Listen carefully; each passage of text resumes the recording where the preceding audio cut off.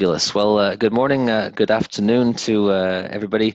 My name is David O'Neill. I'm the president of CorporateConnections Canada, and delighted to join you today with our featured speaker, Siobhan Calderbank. And as many of you know, meaningful change is one of our core values here in CorporateConnections Canada. And today we're going to be talking about what is a very important subject for us in terms of maximizing diverse talent through inclusive leadership.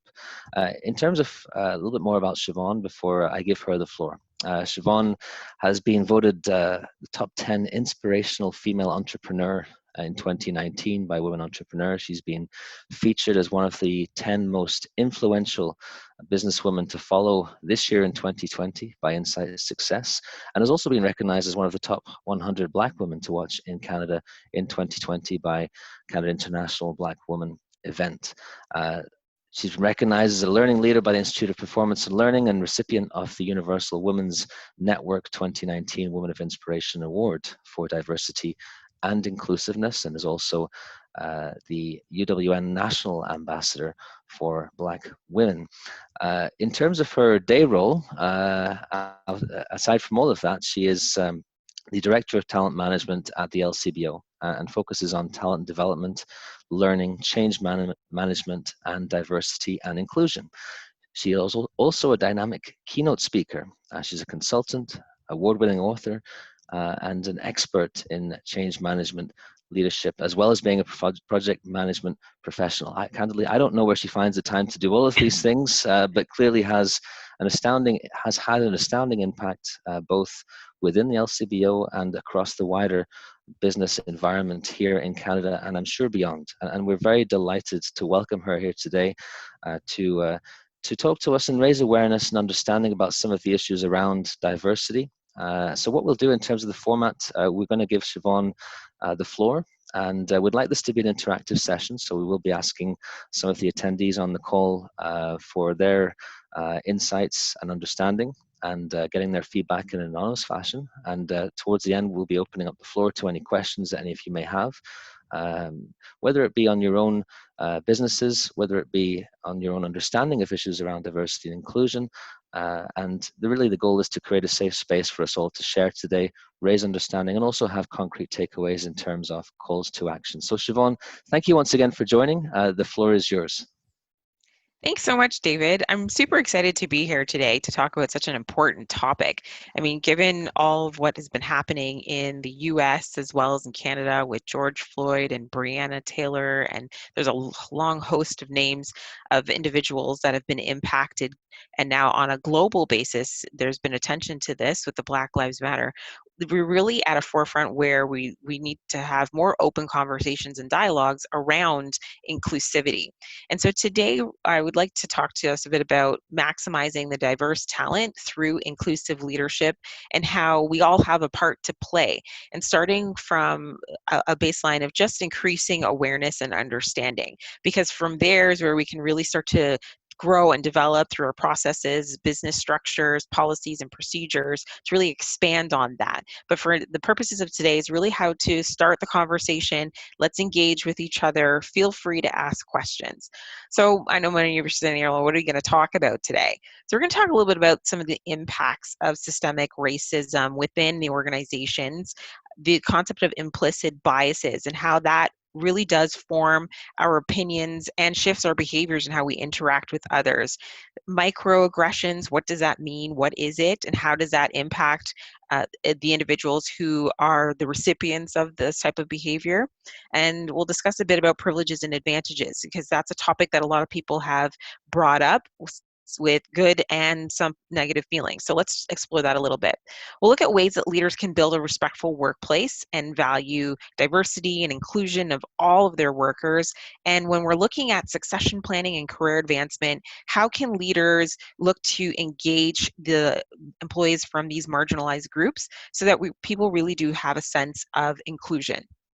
As David had mentioned earlier, this is a safe space. So I want you to feel free to ask me whatever is on your mind, whatever questions you may have, and also share your experiences. That's the best way that we can learn from each other, is by being open and sharing your personal experiences so you can hear from what others have gone through, and it also broadens your perspective. So it gives you another lens in terms of what others might be going through or have gone through that you yourself have not had to experience. And most importantly, I'm asking that you participate actively. So we'll be going through lots of content and we'll be asking questions. So please answer in the chat box, which you can open up. And we'll have a couple of polling questions too. But you'll get the most out of today's session if you choose to be present and to participate. So with that, we're going to sort of jump right in and sort of talk a little bit about, the business case for diversity. The fact is that a lot of organizations are now moving towards a lot more a diverse workforce. And we can see from lots of studies and statistics and research that having a racially diverse team will actually outperform non-diverse teams by up to 35%. So the great question is, well, why is this not happening? And oftentimes the response is just from a point of fear, where managers are nervous or resistant to start because they're afraid of introducing people who might not necessarily agree with each other or might hamper productivity, when in fact it's the diverseness and uniqueness from those teams that make them work so well and help to increase productivity. So this is why we need to have more different opinions and being able to debate them in a respectful way, but at least to make people feel that they're heard and that they're understood. So when we look into our own organizations, you got a first polling question here. How many of you have a diversity and inclusion strategy in your organization? So do you know? And that's so you may not be sure. So we've got a yes, unsure, no. And I'm inviting you to please click on the poll and answer. So we're going to see where we're all at as a community here. So David's going to give you a few more seconds, and then he's going to close the poll. All right, so what did we have for our responses? Okay, good. So we've got about 67% of us who do have a strategy in place, which is awesome. 11% are unsure, and 22 are no, we don't have one. And even if you don't have one, that's okay. What we need to do is start recognizing, well, how can we move towards that?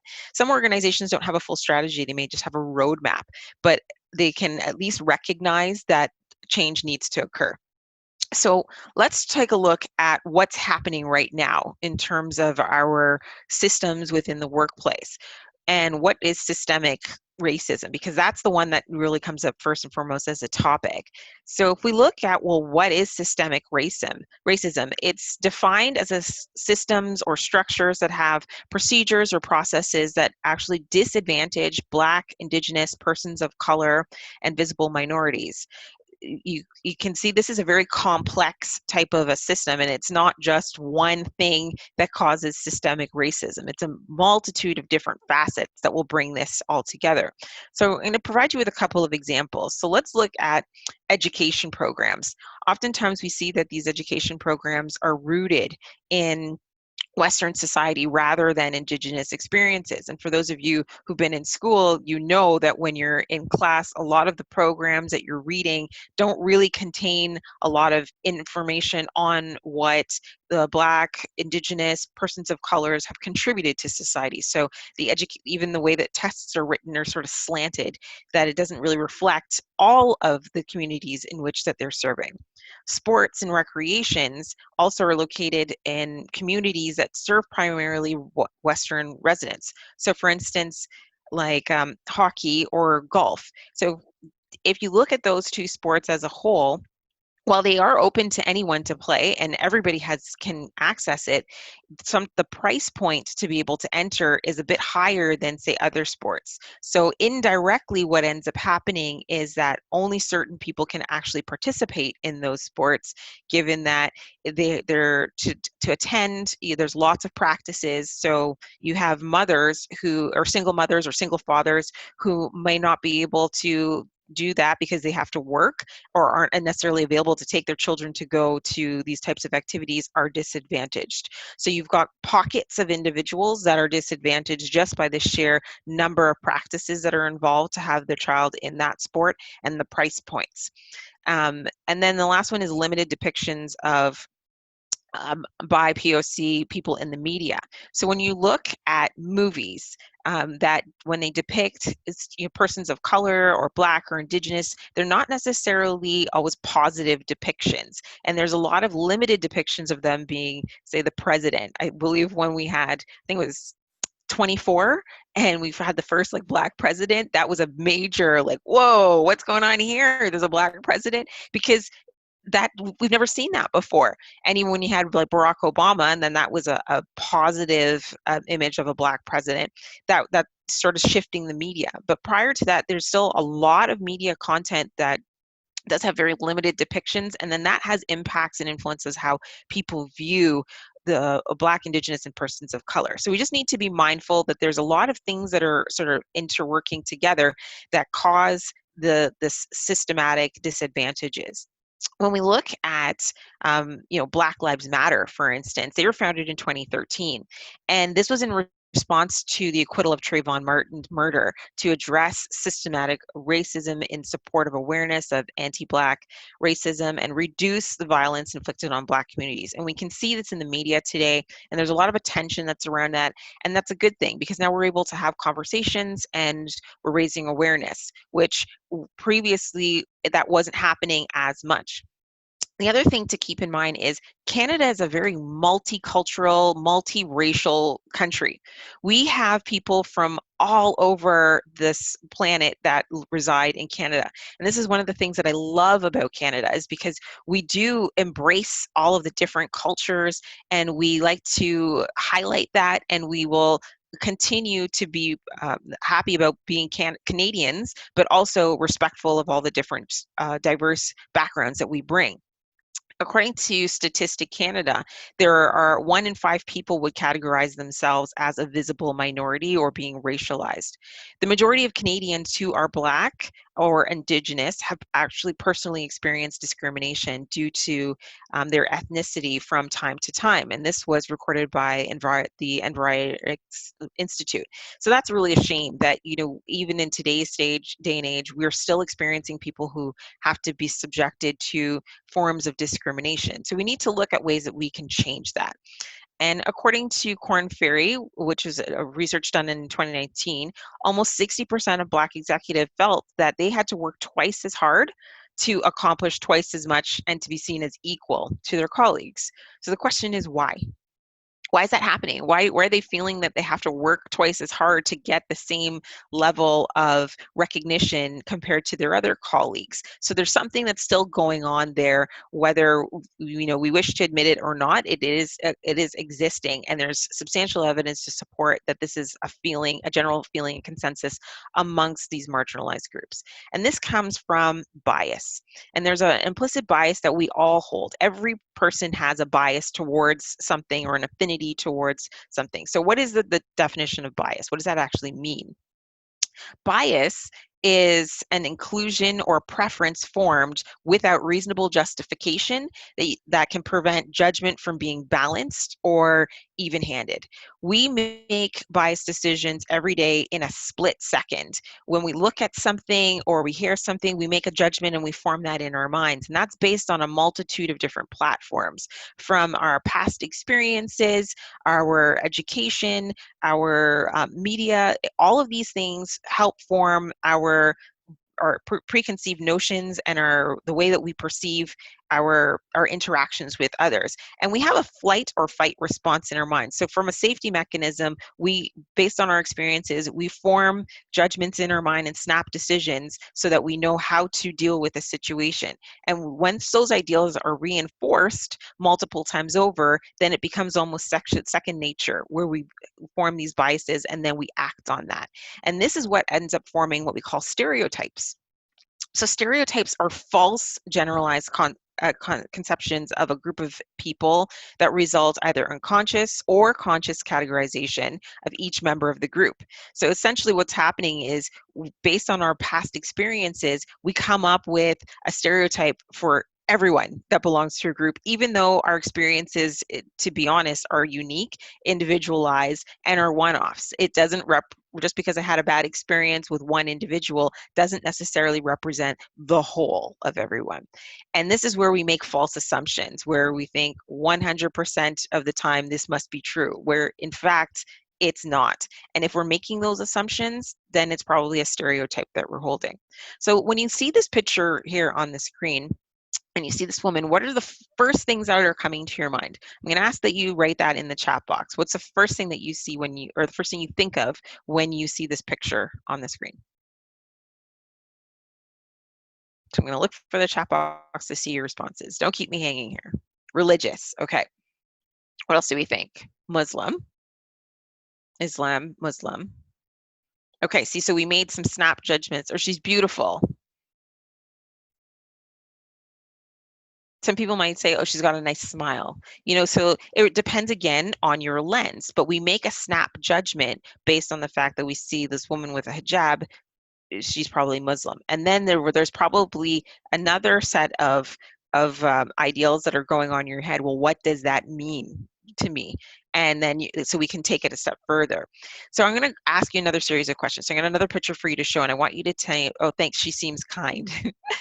Thanks, Christine. So when we look at the next picture, I want you to tell me what is the first thing that comes to mind, okay? So you're ready? You got your fingers on the keyboards? Here we go. What's your first impression when you see this picture? Professional, confident, lots of professional and confidence, happy. Awesome. So we're getting businessman, he's grounded. So we're getting a lot of positive words, friendly. Okay. Now, when you say, we're going to show you another picture, and I want you to tell me what your first impression is here. Be honest with all of your answers. Okay, what's your first impression when you see this?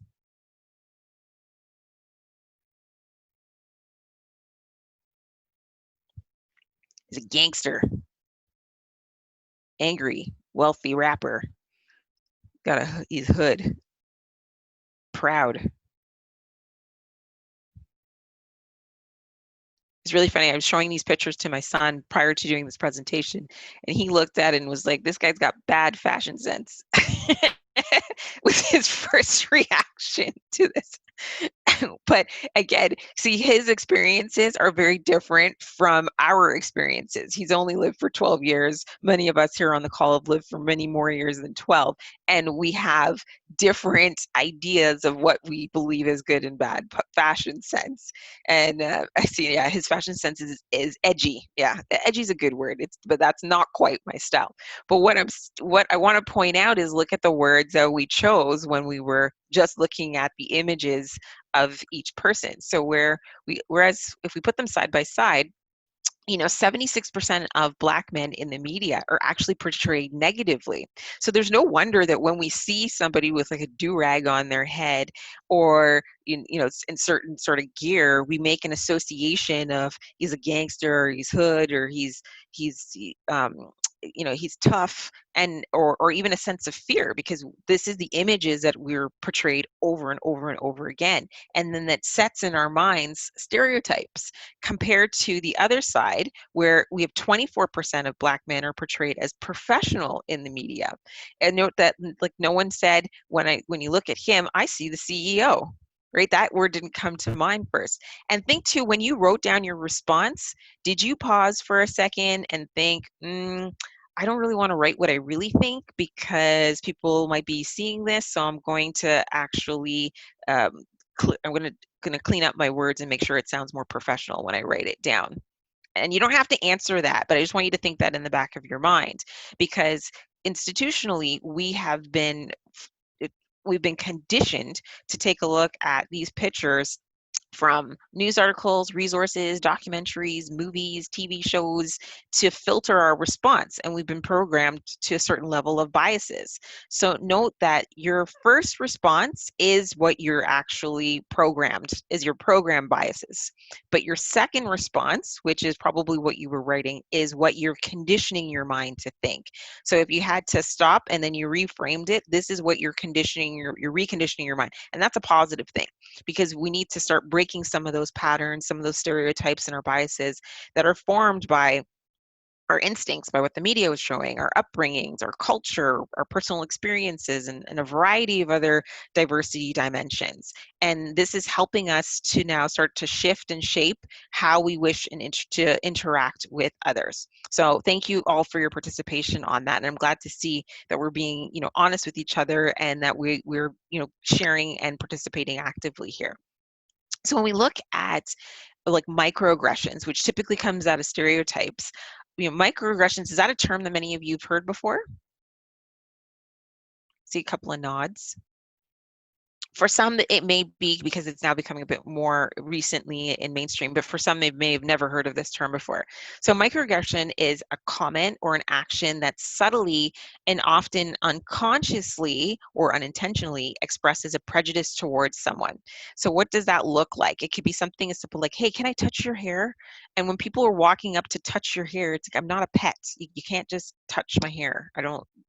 And if I went up and just touched your hair, would that bother you?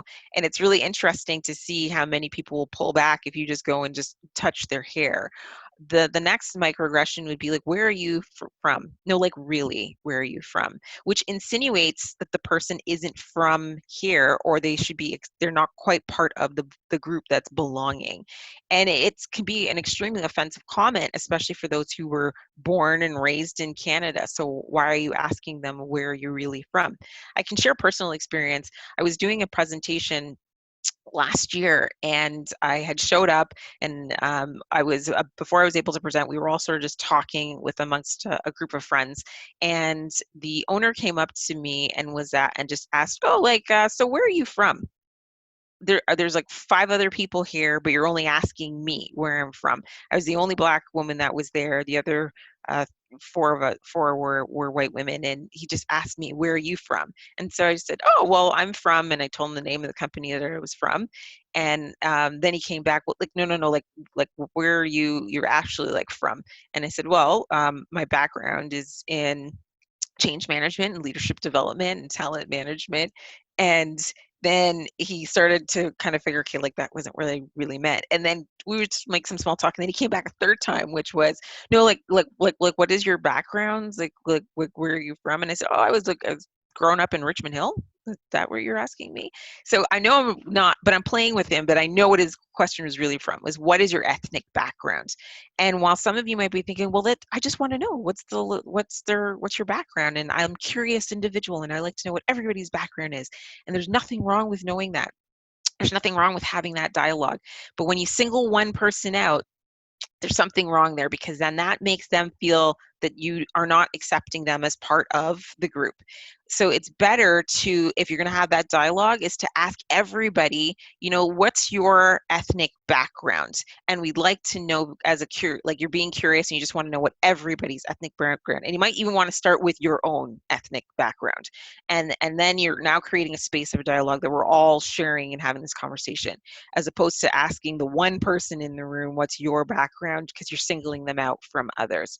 So I see a comment here. I was asked in California, you're not from around here, are you? Yeah, that's probably because we have a Canadian accent and they have their American accent. I get that all the time too, where you're enunciating all of your words very clearly. And I know as Canadians, we typically do that, or they like to make fun of us and say that we say things like about. I don't know anybody who says about. We say about. We can enunciate our words. But Americans each state has different accents, and we get called out on that all the time, just on our accent. So that one's okay too. I can see if, I can detect an accent from, or you're not from around here, especially if you're like in New York and they have their New York accents. you're going to get that, but you have to still be consciously aware of the implications of that question. So if we look at a couple more microaggressions, just to sort of provide you with some, and I want you to start thinking too of some of the examples of microaggressions that you may have experienced or you may have seen. And you can type those into the chat box, because I'm monitoring that and I'll read those out too. Is the, the where are you from, where are you from really? I see here, Christine, yes, you get that all the time. I get that. Where are you from? Probably because as you're in, talking to your Canadian American counterparts, you get that. You speak English so well. Yes, that's another one. You're so articulate. I was born in Canada. I learned English from as a child. This is all I speak. I don't know what that means in terms of you speak English so well. That subtly suggests that English is not your first language and that you had to learn it. And again, it makes it seem that you are not Canadian and that you're born outside. So I see here, I get sexual innuendos and microaggressions and macro ones. Yep. You speak great French for someone that isn't from around here. Again, that's rude. Like, it's not great French, especially we're in Canada. French is our second language. So people will be speaking both of those language fluently. I was born in Sri Lanka and speak English too. Exactly. Where are you originally from? Yep, that's the one that we get. I've heard of many times. If you look on the screen here, some of the microaggressions can be, oh, I would never have guessed that someone so young could do that well on a project. Again, so you're assuming that just because of someone's age that they can't be able to function as well, which is not appropriate. Where was your family from before they came here? Again, you're insinuating that the individual is not from Canada. We talked about the English, you speak so well and you're so articulate, but the last one, I think several females on the call may be able to relate to this, is, oh, you're the boss, because there's an assumption sometimes that it is the man who is the boss and you couldn't possibly be the one leading the conversation. I've had people will overlook me and not and think I'm maybe the assistant, or they want me to go and get drinks for everyone, or can you just take notes. That's another one too that happens often, and it's not done on purpose. It's just like they pick someone in the room, but often it's a female to take the notes in the meeting. The problem with that is that she no longer can participate actively in the meeting as a valued team member, because her attention has to be on taking notes. So perhaps having someone else attend the meeting that's position is just as the note taker, so that all those who are in the meeting can participate actively, or take turns as the note taker. So everybody has to do that, not just one person and making that the female. Just checking to see a couple of the comments in here. I see a lot of laughing around the female being the boss. How about being the first oftentimes is a very difficult thing. If you're the first woman to do something, the first Black woman to do something, the first Black man or Indigenous person or person of color, or those are difficult situations to be. And while this was not on my bio, I do have a degree in IT. And so being a woman in IT and speaking sometimes can be very difficult, because you're the first in that room, or maybe the first in the team to be a woman. And then you feel this sense of, I'm representing everyone, that all females at once. Or I've spoken to some of my friends who are Asian and also Black, who will tell me that when they are in a room and they're the only one, they feel like they have to represent the entire community, which is a lot of pressure. So singling out is never a good thing. Making people feel included and valued is really is a much better way of dealing with the situation. Being the first, you're a trailblazer.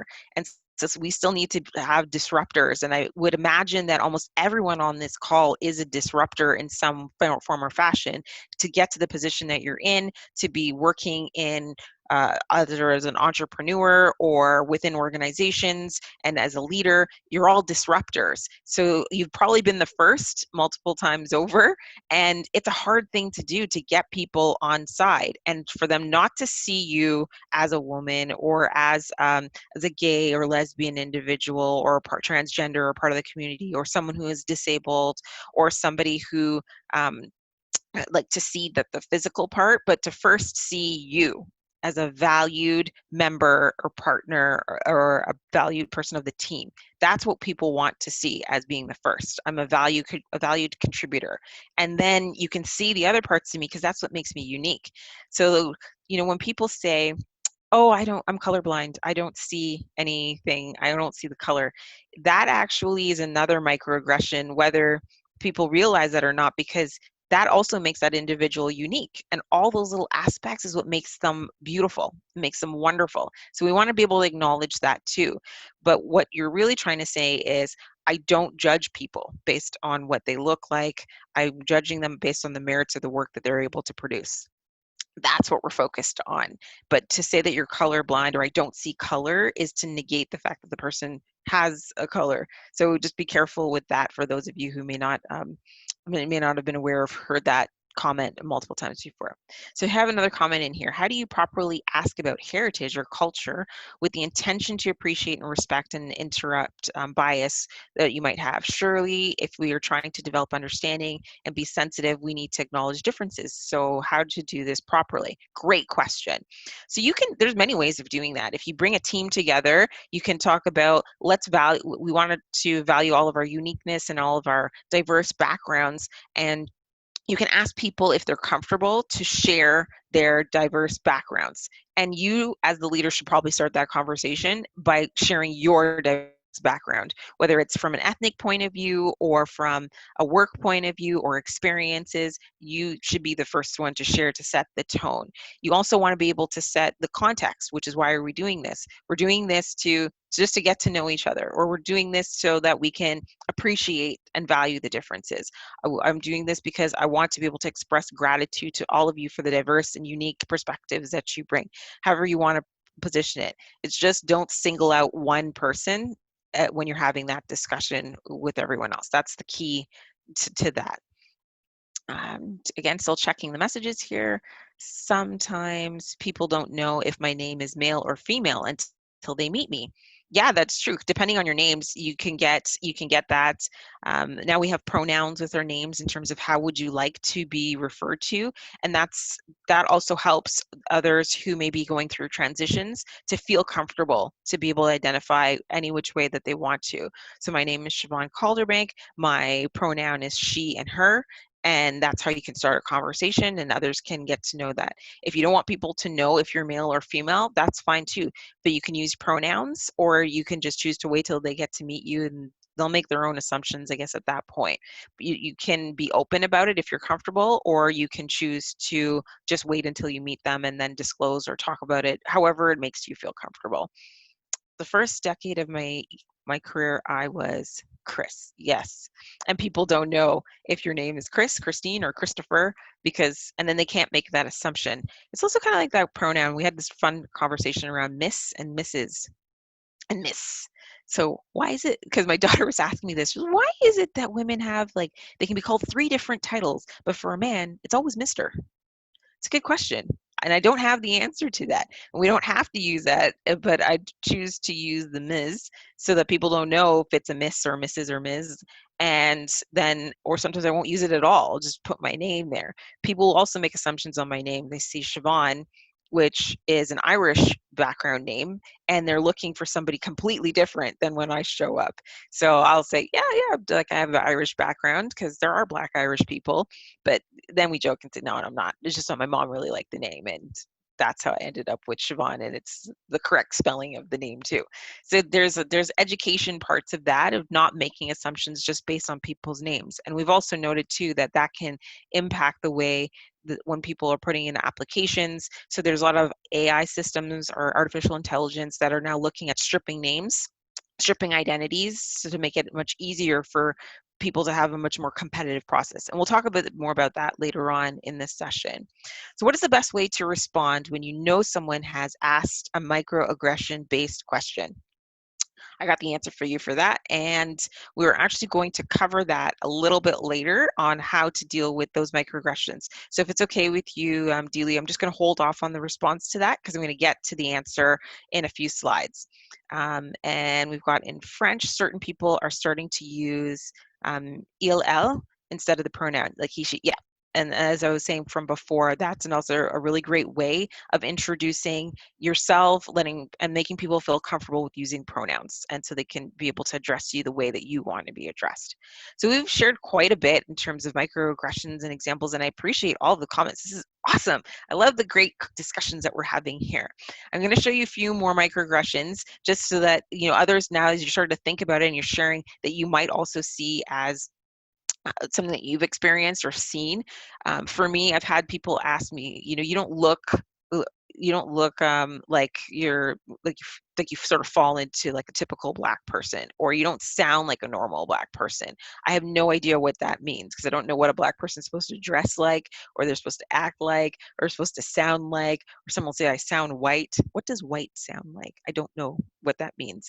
I just articulate my words based on when I went to school and how I was told to enunciate. And even still, I might, mess up a couple words here or there, like pretty much everybody does. Or they'll say things like, "Oh, you're pretty for someone who's dark skinned." Hmm. I'm not really sure if that was supposed to be a backhanded compliment, but it's rude. So things like that, you really have to be cognizantly aware, because it's insulting, even though it might be intended to be a compliment. It really isn't, because you're basically saying that dark skinned people aren't attractive, but you're pretty for one. If you ever get a chance to look at the Procter and Gamble videos, there's two of them. One's called The Look, and the other is called The Talk. I would strongly just Google it. They were like 1 minute each. Very powerful videos on microaggressions and things that people say, and the way that communities have had to respond, and hoping that as we keep moving forward, we'll be able to remove those microaggressions and remove those acts of prejudice towards each other. I have another comment that came in here. When I first came to grade 8 in North York, I was from Latvia to Lefty. I'm not sure if I'm pronouncing that correctly. Lefty. Oh, I came from Latvia to Lefty, which was stuck for a lifetime. I was never upset about it. Rather, my mother was. I know it has connotations as to why someone could not pronounce my name, but it was 1974, and I'm sure you still encounter that right now. I don't think that probably hasn't changed much. Although you may get a bit more tolerance, people might be asking more inquisitive. I'm sure that's still the history. It still will stay with you for long periods of time, and that's where we start talking a bit about impacts. And I'm going to get to that shortly. Just something, going to cover off a few more examples here around other than just racial back charged microaggressions, outside of like you were born in Canada, but even those who have disabilities, like you have a mental disability, you seem perfectly normal to me.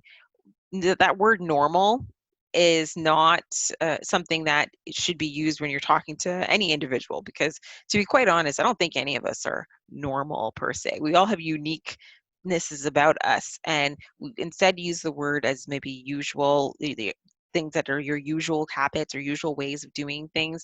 But to refer to someone as like you seem perfectly normal and they have a disability, then is making them feel that they aren't normal. It's just different. If we look at, you're going to stay home with the baby. So this is more so for men who choose to take advantage of the parental leaves. Are you really going to let your wife wear the pants in this relationship? Those kinds of comments, again, are not appropriate, because men have equal rights to stay home with children. That's why we have parental leaves, so that they too can experience that time with their children at a very young age. And making those kinds of comments then takes away from the fun and the joy that comes with that experience, and not only demeans that individual, but you're taking away that experience and the joy that comes with that too. Do you know where I can buy marijuana? I've had that happen to a few of my family members, where they've been asked that question, just dumbfounded, like, I don't smoke. What are you talking about? I don't know where I would get that from, but only being addressed that because of the color of their skin. Are you a man or a woman? If it's up to the person to disclose who they are and which gender they choose to identify with. So this is where the pronouns make things easier. Comments about you natives don't have to work. Doesn't the government give you everything for free? Again, inappropriate, because as we know, Indigenous people work hard and they need to be recognized just like everybody else is. You speak really good English for an immigrant. We talked about that one. And why haven't you found a husband yet? So again, this is a microaggression towards women, that you need to have a husband to be successful. No, this is a choice if you want to have a husband or not. So again, and these are comments that women get all the time in the workplace. Why haven't you had a baby yet? You better have one soon before you get too old. Like, again, microaggressions that are not appropriate in the workplace. When we look, or anywhere for that matter, when we look at, in 1970, where microaggressions, actually that term was coined by Chester M. Pierce, because he had witnessed all these slights and these insults to mostly Black people at the time, but now the term has been expanded to include Indigenous, persons of color, women, the LGBTQ plus communities, and other marginalized groups. And they experience these insults sometimes on a day-to-day basis. There's been stats that show like more than 30% of marginalized groups will experience this on a day-to-day basis, especially those who are going to school in universities and colleges. Research has also shown that the microaggressions have far-reaching impacts, even though they might seem like small slights. These can take a real toll on the psychological and mental impacts of the recipients. So things like depression or anger, frustration, turning over jobs to being turned over, or impacts on the community, the reputation of the organization, on innovation, learning. There's just so many far-reaching impacts. One little comment doesn't stop right there. It tends to go out beyond that conversation, where people are now engaging with talking to their siblings, they may be talking to their parents, they talk to their friends, and those friends talk to other friends. So while it might seem like just an insignificant comment, it really does go far beyond, and it doesn't last just for that moment. It'll last sometimes for days or months or years even, it will carry. So we really need to be very consciously aware of what we're saying and how we're saying it. And when you're faced in a situation where you've had a microaggression come to you, so what do? There's two things: as the person receiving it, and then there's the person as the leader, an inclusive leader in the situation. So there's four things I'd like for you to keep in mind when faced with a microaggression. So this is to answer that question with what are we supposed to do. First is to pause. So pause for a moment and ask for clarity. So you're calling in the person for the comment that they've made, not necessarily calling out, but you want to draw attention to what just happened. So something like, well, can you explain what you meant by that? It's just as simple as that. What did you mean by that? And you're not laughing, because if you start laughing, then you demean the person who it was addressed to, and you're making light of the situation, and it's not funny. So you need to avoid laughing, or when people's like, oh, I was just joking, like, don't take it so seriously. It's like, no, like, explain what you meant. At that point, you're giving a person an opportunity to correct their behavior or their mistake. And we all need to acknowledge that we've all have made language blunders or mistakes or overgeneralizations at some point. So when we're having these dialogues, keep in the back of our minds too that everybody makes mistakes. And so this is just a moment of re-educating. Describe what the impact has of what they may have said, because they may not even be aware of what they've done and the impacts that it has, and let them know that it's not acceptable, especially if you are a leader and you're in this type of situation and you witness it. To say nothing is to allow the behavior to continue. And it also creates an environment where people think it's totally fine and I can say this and I can get away with it and no one's going to do anything about it because the leader was there and didn't say anything. So it's so important to step in and to show up and to have courage for those who may not have courage to speak up for themselves. I see a comment here. I was at dinner event at a private club, and dinner was even at my, sorry, let me try this again. I was at a dinner event at a private club, was even in my black tie, when I was asked whether I was part of the band when I came out of the washroom. Yeah, so the assumption is that you're not part of like those attending the event, but you must be the staff. That in itself is a microaggression. And yes, thank you, Elk, for, yeah, it's hard. It does hurt to hear it, and it hurts to be the recipient of it too. Going back to the first one, he apologized profusely when I said no, and even spoke to me after the cocktails. And he turned out to be a nice person, but goes to show unconscious biases we all have, me included.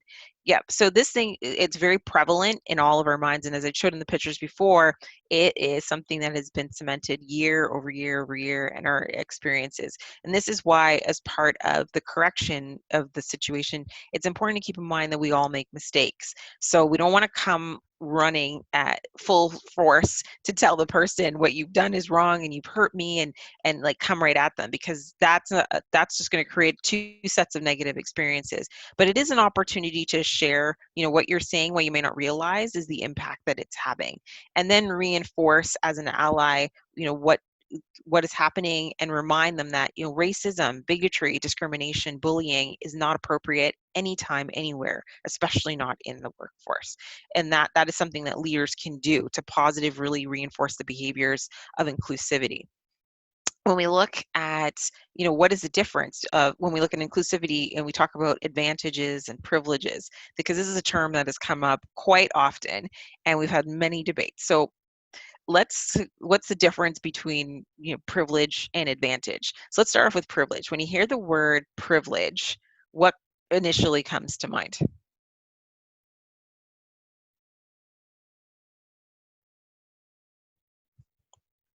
White, access,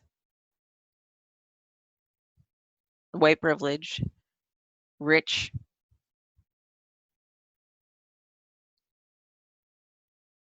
open doors, power over, leg up, and more opportunities. Okay, so we can see from these responses, it's like something that has been almost granted to you and not necessarily earned, but you've been given unequitable opportunities. Yeah. So privilege is one of those things that sometimes can also evoke a negative emotion, because people get upset, like, I'm not privileged. I was born poor. I've had to live in a bad neighborhood.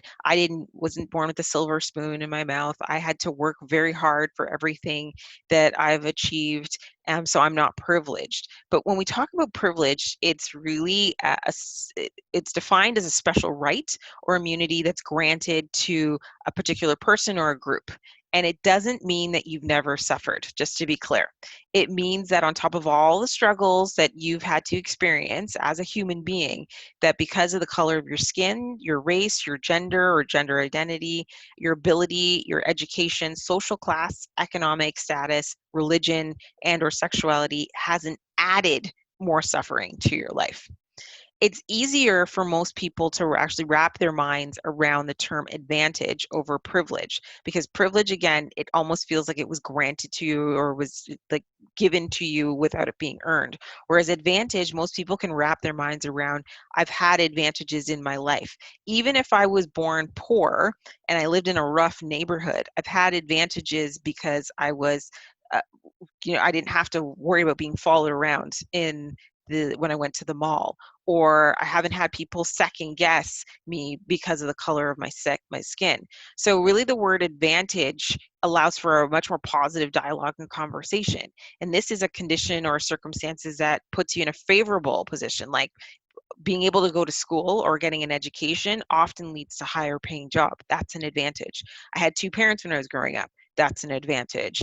I lived in a nice neighborhood. That's an advantage.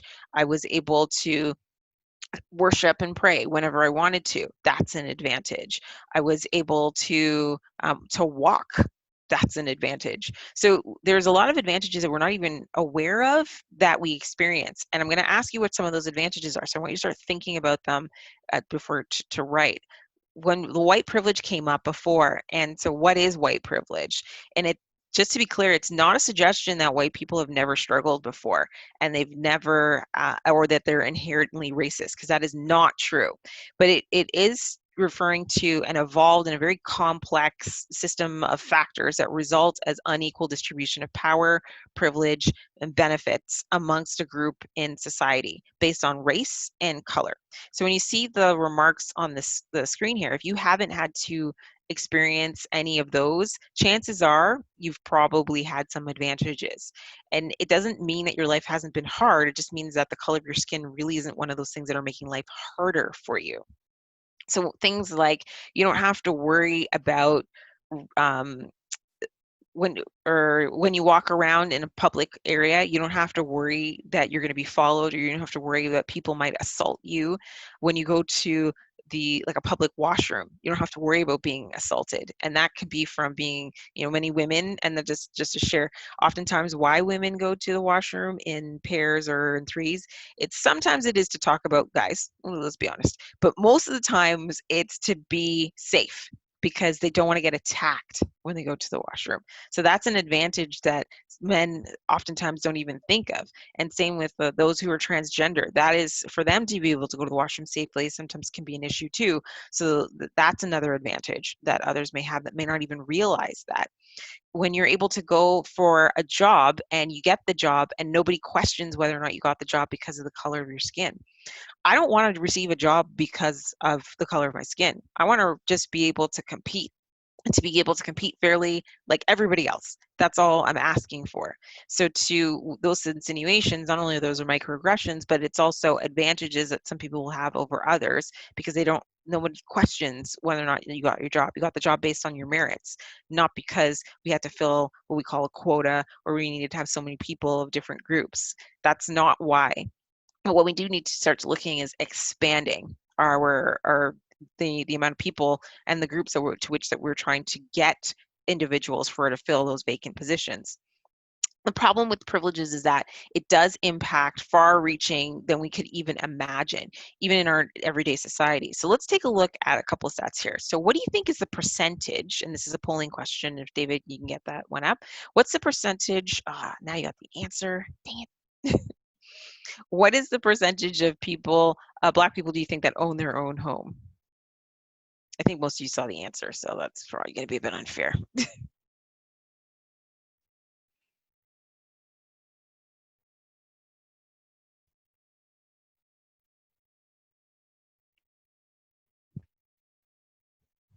All right, David, you can probably close that up. So we got 44% because most of you saw that, but 71 and 83, it's actually 44%. And that's a very low number. And why is that happening? If we think 44% of Black people actually own their own home, and that's in comparison to their counterparts, which is actually 73.7% of white people own their own home. And that's according to Market Watch 2020.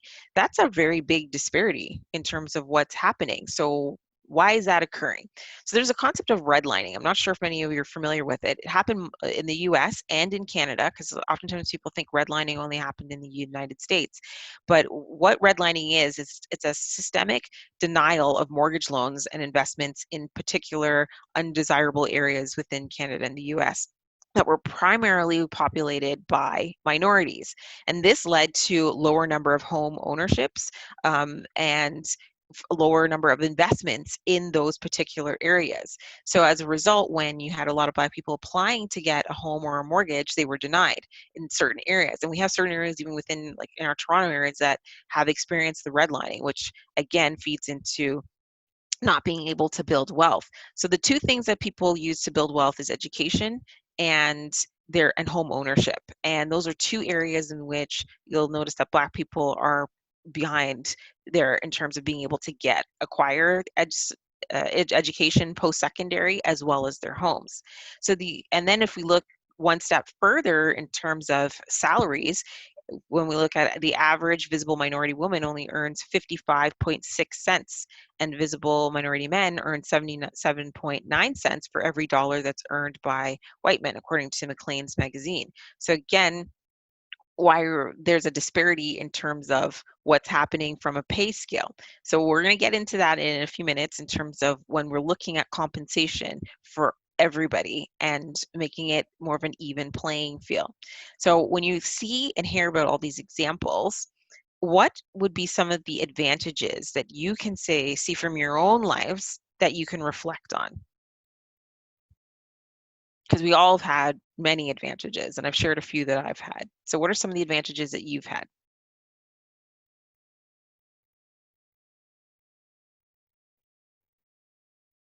Being part of the club, all forms of white privilege,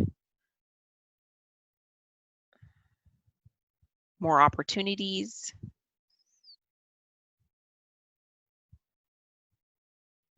having a good education, advantages of being Black.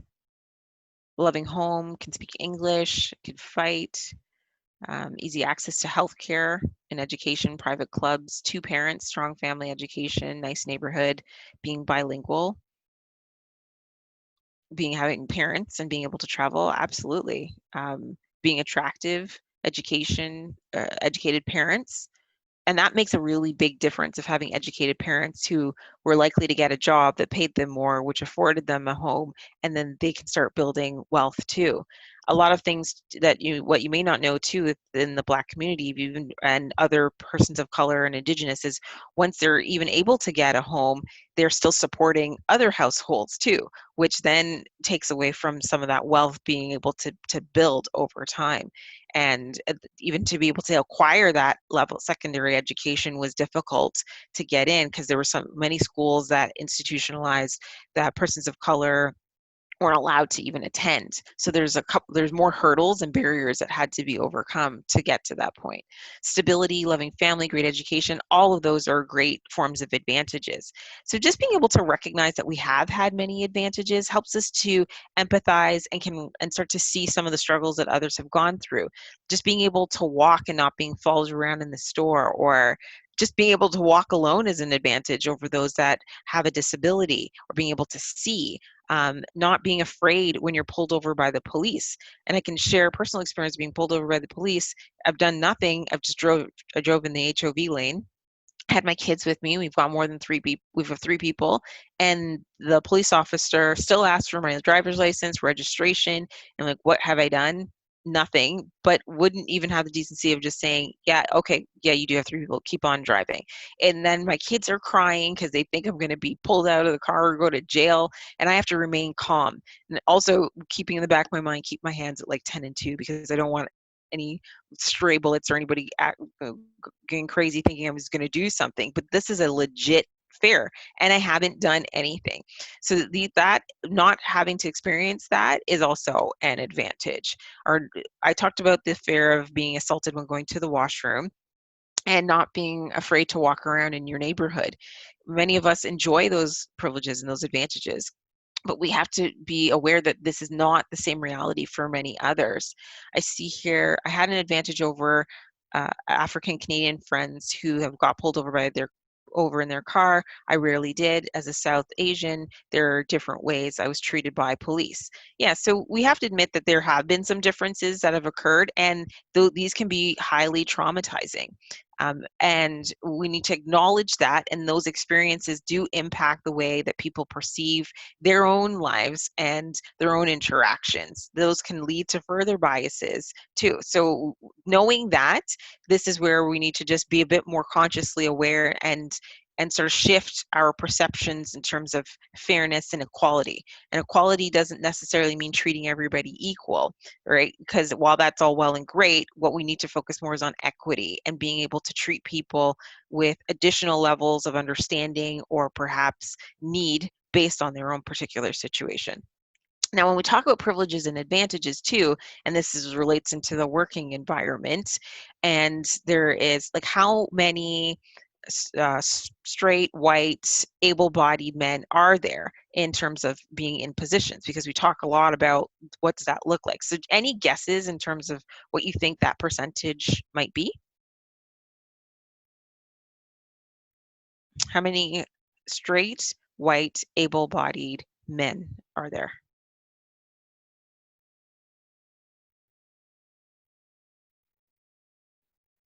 70%? 30-ish. Okay. So we got 30, 35%, 70%, 45%. All right, so let's see what the answer is. So this is according to Statistics Canada from 2016. And what they did is they took a look at the working population. So those would be over, 15 years old who can actually work. But as an adult, they'd be 18. Women, we have to subtract that from the population, which, so if we're starting at about 24.6 billion, now you're moving down to like 24 million 600 plus thousand. You remove about half of that for women. So now we're at about men at working age at about 50.21%. Now we start looking at racialized men, which we've got 2.5, almost 2.6 million, plus Indigenous men of just under 500,000. So we're actually looking at white men, about 37%. So now if we take it by removing gay and bisexual men, and this is, these terms are not my terms, these are the terms used by Statistic Canada. So we remove another 500,000. So we're now down to 35.68% of straight white men. And then men living with a disability, that's another 1.1 million. So now we're looking at straight able-bodied white men would be 30.91%. So that's in terms of actual white men who are being able to hold positions, because there's like, oh, well, there's not a lot out there and worrying about jobs, but how many of them are actually holding senior level positions in comparison? So if you look at the Fortune 500 board, and this goes across, and it's very similar in organizations that hold at that C level, you can see that minority women hold about 4.6%, minority men at 11.5%, Caucasian women at 17.9%, and Caucasian men at 66%. So if we compare that to the previous stat, there's a disparity that we see that's happening. So what can we actually do about changing this?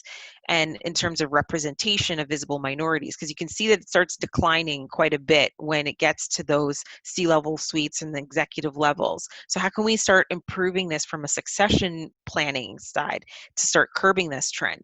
And the main thing is to really focus on drilling down deep for your visible minority talent.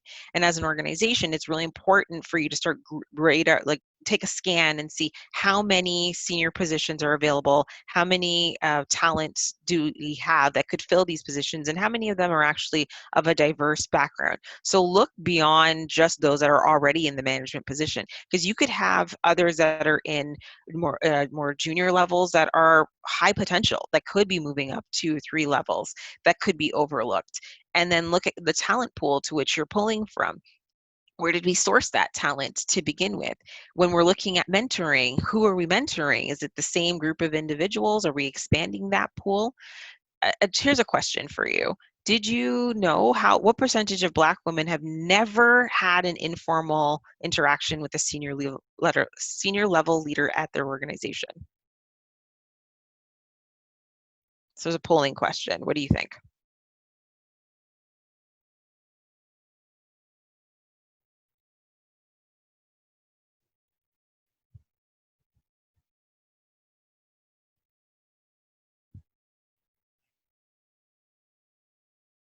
All right, so what did we get as the results, David? Okay, so 59% seems like to be the highest here, and that would be right. Only 59%, actually, so that would make it the reverse. At 41% have had an opportunity to interact with a senior level leader. That's sad that's happening. So how do we change that? We need to create more opportunities for women, for visible minorities, for all individuals to have those opportunities to interact with senior level executives so that they get that exposure. Oftentimes, if people can't see themselves in senior level leadership positions, they're not inclined to want to move into those positions. So it's really important that they get the opportunities to meet individuals there, to establish relationships, to look at mentoring outside of people that look like you. I mean, I often get asked to be a mentor, and oftentimes it is by other young Black females because they see me and they see themselves in me. But that doesn't mean that you can't, if you're not a Black female, that you can't mentor other Black females, or you can't mentor someone that's outside of what you look like. So I've mentored men, I've mentored white men, I've mentored white women, I've mentored persons of color, all different varieties of types, because I think I can learn so much from them. I've been mentored by white men too, that because I feel I need multiple experience points, and they can also shed a lot of light in situations that I've never experienced or didn't even view it from that context. So it's important for us to look at other opportunities to learn and appreciate cultural differences and other ways that we can help minorities advance in their career.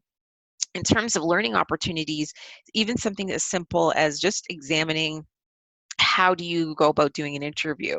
What are the questions that you're asking? Are you looking for cultural fit, or are you looking for cultural value and add? How does this person add value to the organization versus how is this person supposed to fit into your organization? Look at your internal policies and procedures, and are they being systemically discriminatory and you're not even realizing it? And can we look at other ways of perhaps reforming that? When we're having conversations around how do we even initiate getting people to come into our organization? Where are we looking? Are we looking in the same pool? Are we going to job fairs? Are we targeting different groups? When they come to our website, what do the people look like on our website? Are they diverse? Do they look all the same? And if that's the case, you might be just turning people away right from the bat. When you're asking people to apply for a position, are you telling them that, everyone should apply, or visible minorities, we would like to hear from you, or if you have 70% or more of the qualifications, please apply. That one actually will help you remove people that are not qualified, because if they realize, oh, I don't have 70%, then I shouldn't bother applying. But for women in particular who almost feel that they have to have 100% and they realize, oh, look, I have 70, I can still apply. That's a good one, because you're weeding out a lot of talent that shouldn't be applying, and you're encouraging those that are talented that may not feel that they have 100% to apply. So you need to find and look for champions in your organization that are willing to help support these types of initiatives, that are willing to be mentors to others, and are willing to be allies. So when we look at really mapping out what are some of our next steps, it's important that we start from the top. Get our leaders to really commit to being part of the solutions. We want them to help advance the careers and the plan and succession planning of diverse talent.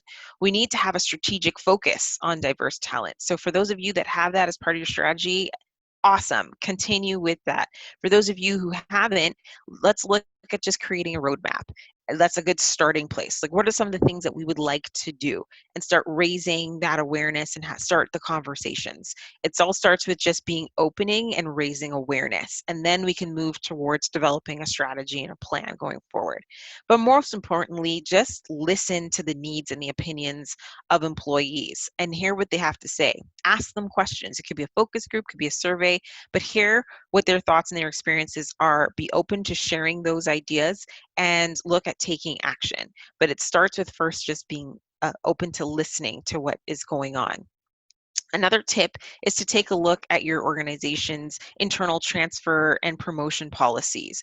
Is it supporting diverse movement? Have you even looked at that as a possibility about gaining maybe more women in your organization, or more persons with disabilities, maybe more persons who are disclosing that they are part of the LGBTQ community, or in terms of their sexual orientation. So while some organizations don't want to ask those questions, and that's fine, there are some that are willing to ask those up front so that they can get a much better look at the landscape of the workforce and be able to represent the communities that they serve better. So these are just thoughts. They're not necessarily you must do all of these things, but just ideas that you can start thinking about. How do we raise the bar and increase the level of inclusiveness?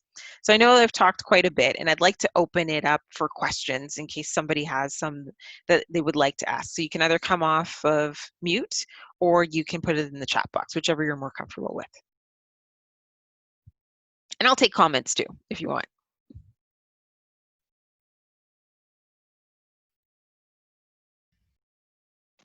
Siobhan, first of all, thank you very much for the session. I think that my feelings are very mixed. I feel a little bit of guilt about coming from probably a privileged and advantaged background.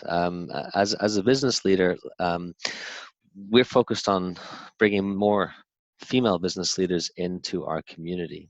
I think that both Trevor and I are very committed towards that. The question obviously is, where do we start, and how best to go about it to make sure that our message is understood as authentic, that it resonates with the right people, and that it creates an understanding across our whole membership with regards to the importance and value of female business leaders in the organization. off the top of my head, you could consider doing feature stories. So we'll post them out on LinkedIn, Instagram, Facebook, whichever of the social media outlets that you use. It's like featuring this woman as part of our corporate connections and a little blurb about who she is, what she does. And that will also draw attention to other females that are like, oh, okay, so this is an organization that highlights women. I want to learn more. That's really what you need them to do. It's just, I want to learn more. And as they start making the movements to learn more, is where you can draw them in and invite them to one of these meetings and get their participation. Or you can Thank ask you. some of your members too to bring. I challenge you, everybody, bring somebody to the next meeting, and if you can make them or invite another woman today, something like that. I don't know. I'm just throwing out ideas here. They're not always the best ones, but at least you got a few. Thank you. Siobhan, thank you. I think this was a wonderful presentation, and for an initiative that we also want to take through Corporate Connections to learn and understand more. Has been a great eye opener also from you, and as well, so happy to see what you're doing out there. So congratulations. So anything you want from us, we're there to support you in what you do. Awesome. Thank you so much. And how do I pronounce your first name? Is it Lalith? It's Lalit. Lalit. Lalith. Yes. Lalith. Yes. Awesome. Thank you. Any other questions that you have? And it's feel free. This is where you've got an opportunity to ask me anything. I could see some people typing, and perhaps a few questions can come into the chat bar as well. Craig, you've just unmuted yourself. I did, and I came alive. Now you can see me. I guess, I don't know if this is a question or a comment. I've just gone through the process of hiring. We've just hired somebody who starts on October the 5th. And it's not something that you intentionally look for, but I was astounded by the lack of diversity in the applications that we received. And I wonder, how do we solve or resolve the problem about getting more diverse applicants for positions? And I mean, I'm hiring for a fairly entry-level position, and I would have expected there to be more diversity. And I don't know how we change that so we get more people coming through the system at the entry-level stages, so that we can keep people involved all the way through up the hierarchy. Again, like I said, not really a question, kind of a question, more of a comment on a recent experience.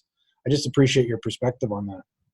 Sometimes it just depends on where you're posting. So are you just posting on like Indeed or LinkedIn or? Yeah, and I guess that's at the heart of my question. So we have a robust HR facility and so on and so forth. But at the end of the day, the job postings are largely going on Indeed. We're getting hundreds and hundreds of applications, and they're being sorted and all that. But is that a barrier to diversity? Just saying, well, Indeed is the default way to post for jobs, but are we missing out on a lot of people? Should we be looking elsewhere? Is there a gap in the system there as well? There is a bit of a gap. So when you're going on Indeed, you're assuming that the person has access to the internet and can, apply on the internet, whereas not everybody has access to it. So again, it depends on the level of position.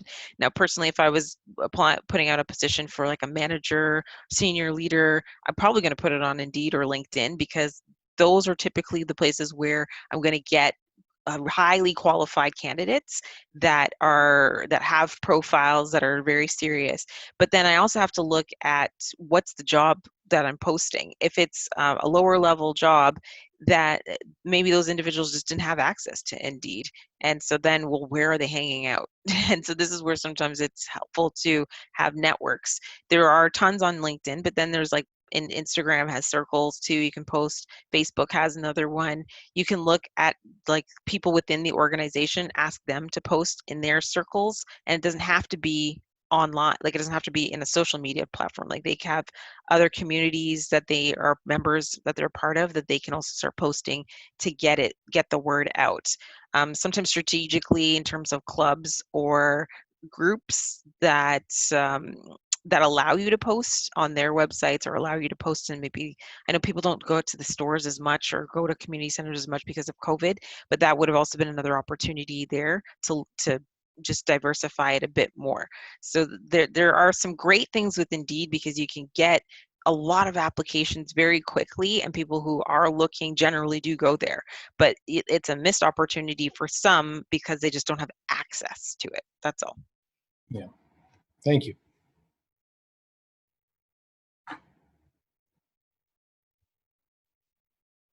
Great questions, by the way. This has been so much fun. I've enjoyed sitting and talking to all of you with all of your wonderful comments and questions. And I can see that you're very engaged, and I like that. You know, the first point about all of the whole diversity and inclusion, it's not so much like we have to make all these earth-shattering changes. That's all well and great, but change can be incremental and small, and it really just takes one person with the conviction that, you know, we'd like to do something differently. And we just start with awareness. Just let's start with awareness building and just having great conversations like we are today. We're inviting people to dialogue and discuss. We're sharing experiences. And through that, we're also enhancing our own knowledge and our understanding and appreciation for the diversity that we bring, the different perspectives that we have, and really building an inclusive culture and community amongst all of us. So thank you so much, and I appreciate the time that you've spent today with me.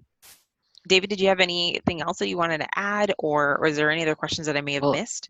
I was going to comment on the fact that you did such a great job throughout the presentation in terms of engagement, that there was so much interaction and question asking. I think it's perhaps a little bit normal. There's a little bit less towards the end. Look, I think for me, I took a ton of notes. There were things there which I certainly wasn't aware of, and hearing in some of the comments in the chat bar was frankly very humbling and quite sad in certain instances. So thank you for going into such detail and helping me, and I'm sure everybody else on the call with regards to their understanding and awareness of these issues. And thank you also for giving us some, I guess, concrete calls to action in terms of how to take away some of the material today into our businesses, into our communities, and into our lives. And for me, that's very, very inspiring. So I just wanted to comment towards the end, and thank you once again for taking the time today, Siobhan. You're welcome. And thank you for having me here today. I threw up a couple of additional resources just in case somebody else wants to find out some more information. I know many of you probably just take like pictures. You can do that too. Here's some books that are just in the media now with lots of attention, but they also have some really great information with what I've been talking about today. Absolutely, and for our members on the call, as we usually do, we will be making this presentation available to our membership in the next week or so. I know there's a lot of individuals that were unable to attend the session, and certainly a lot of people have reached out to Trevor and myself with regards to thanking us for setting up Siobhan to the community. So we will be making this recording available to the community, and in the next couple of days. If there are no more questions, I'd like us all just to sort of perhaps put in the chat bar, key takeaways, thoughts on the session, and then we can wrap up and give you all a few minutes back off your Friday afternoon. Yay, it's Friday.